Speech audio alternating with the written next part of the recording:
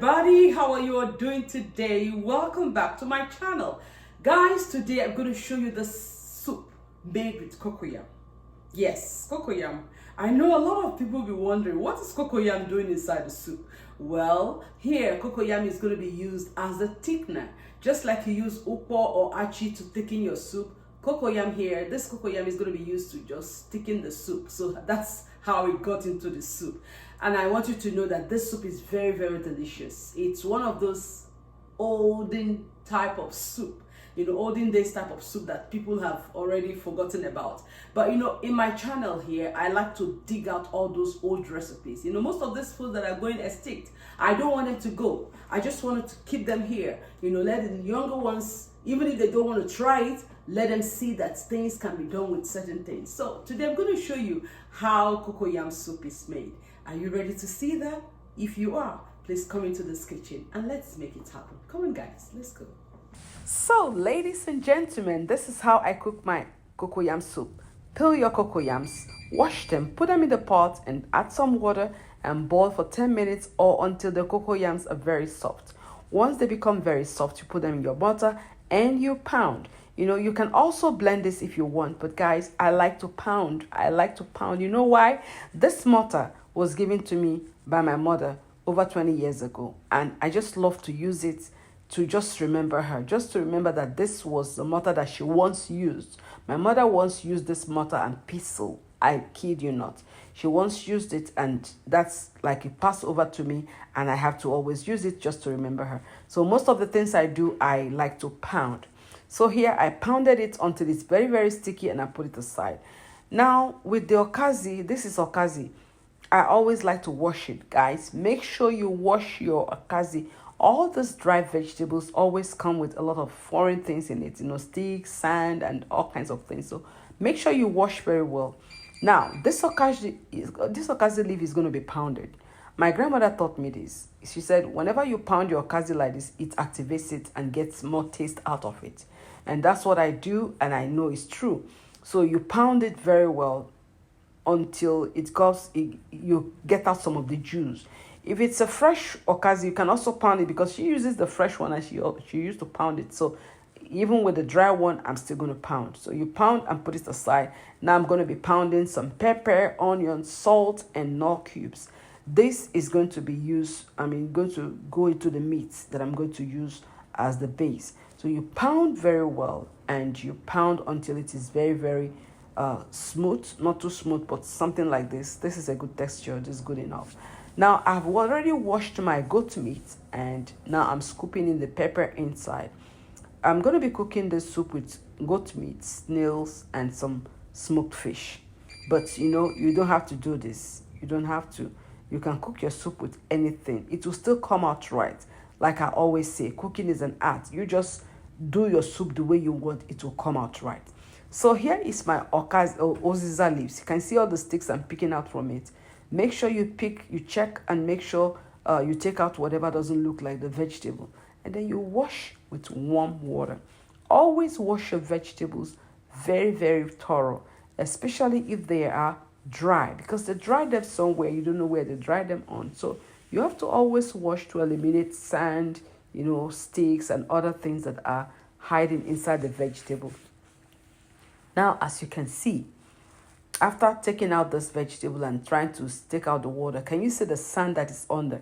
This sand would have gone into the food if I did not thoroughly wash. So always wash your vegetables. This is for the young ones who are going to start cooking soon. Wash your vegetables, guys. Make sure they are clean and you take out all the foreign body and you put it on the side, and I'm going to use it after this. Always wash your vegetables. That's the main idea.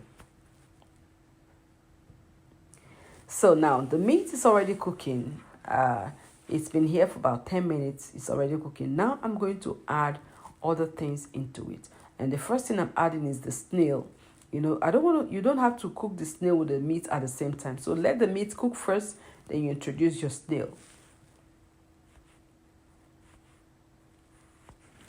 Now you mix thoroughly, mix in, and I'm going to be adding the palm oil at this time. I add the palm oil here. You can add it before now, but hey, I'm adding it now. And it doesn't matter when you add it. The thing is, you have to add it to let it cook before you start doing other things. So I added some water, and I'm going to let this cook for about 10 minutes, just for the oil to cook and the snail also to cook. You know, this meat is going to be ready before, this soup is going to be ready before you know it. So after 10 minutes, that's when I'm adding the smoked catfish. You add it inside, and you're going to just, you know, let this cook for a while. But I'm adding also my crayfish here. You know, add the crayfish. With the crayfish, you have to really be, you have to be generous with it, because you want your soup to really come out nice. So add the crayfish. I tasted for salt. Everything is fine. Now I'm going to be introducing the ogiri. You know, you add your ogiri. You can either melt it or you throw it in chunks like this. And as soon as the soup boils, the ogiri is going to melt. So don't worry about it. So after a few minutes, the ogiri is already melted. So I mixed it up. And this is when I'm going to start to scoop in the cocoyam, the pounded cocoyam.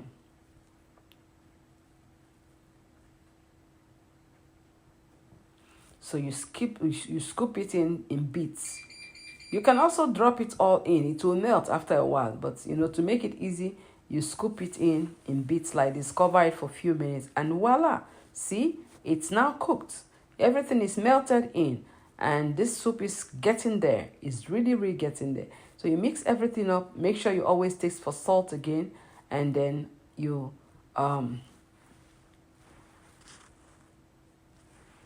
add the vegetables at this point.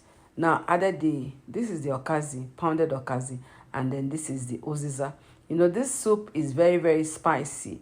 The herbs here, these vegetables will make it very, very spicy and nice. You know, tastes very nice. Tastes close to nsala soup, but not nsala, because I don't have the UZIZA seeds here. I just have the UZIZA vegetable.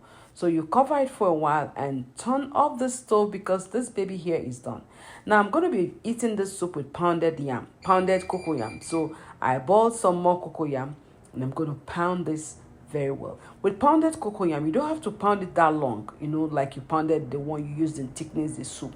Just pound it until all the lumps are gone. And one thing, you can't store this in the fridge. You can't keep it overnight. So make sure you only pound what you can finish.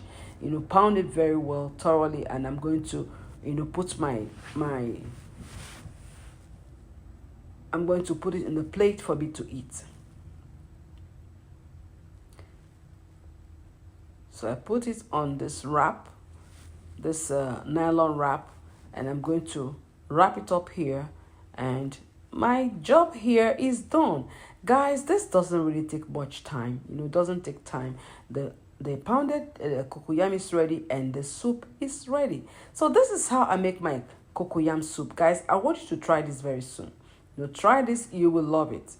Today is just like a day I just want to relax and eat something from home. So I'm going to enjoy this soup with you. If you can try it next time, just try and make it next time. You'll love it. Thank you so much, guys, for watching me today.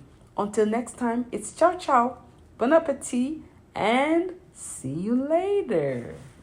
Are you hungry? Are you hungry? Yeah, yeah, yeah, yeah. Come to mama's. Are you hungry? Are you hungry? Yeah, yeah, yeah. Come to mama's kitchen.